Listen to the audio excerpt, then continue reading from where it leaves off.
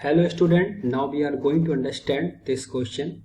The size of particle in suspension, true solution and colloidal solution varies in the order. तो हमको इस question में बताना है कि सस्पेंशन, ट्रू सोल्यूशन और कोलाइडल सोल्यूशन के पार्टिकल का साइज यहाँ पर किस ऑर्डर में आपके पास यहाँ पर होता है. So let's start our question.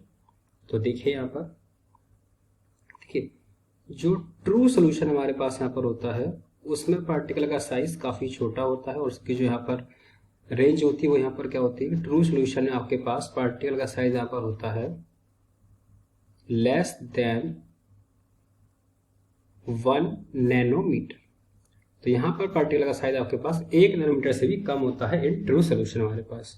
अब यहाँ पर अगर हम बात करें सस्पेंशन की, देखिए हमारे पास,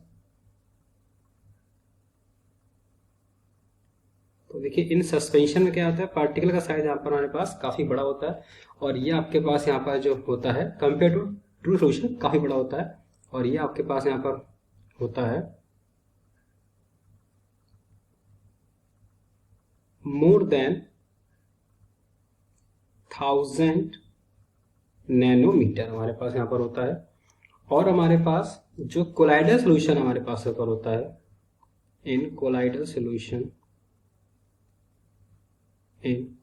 सोल्यूशन पार्टिकल का साइज यहाँ पर होता है वो हमारे पास यहाँ पर इन दोनों के बीच में यहाँ पर होगा, मतलब 1 नैनोमीटर से ज़्यादा होगा और 1000 नैनोमीटर से आपके पास यहाँ पर कम होगा. सो यहाँ पर साइज होता है फ्रॉम 1 नैनोमीटर टू 1000 नैनोमीटर. तो इस तरह से आपके पास ये साइज यहाँ पर, इनके पार्टिकल साइज यहाँ पर होता है इन ट्रू सॉल्यूशंस में और सस्पेंशन में और कोलाइडल सॉल्यूशन में. तो यहाँ पर अगर हम देखें ऑर्डर यहाँ पर क्या बनेगा, तो देखिए सबसे पहले यहाँ पर सबसे बड़ा साइज यहाँ पर इन तीनों में किसका होगा हमारे पास, यहाँ पर वो होगा हमारे पास सस्पेंशन का. उसके बाद कोलाइडल का आएगा हमारे पास और सबसे लास्ट में हमारे पास यहाँ पर आएगा ट्रू सॉल्यूशन, कोलाइडल सॉल्यूशन. और उसके बाद यहाँ पर आएगा we have this true solution.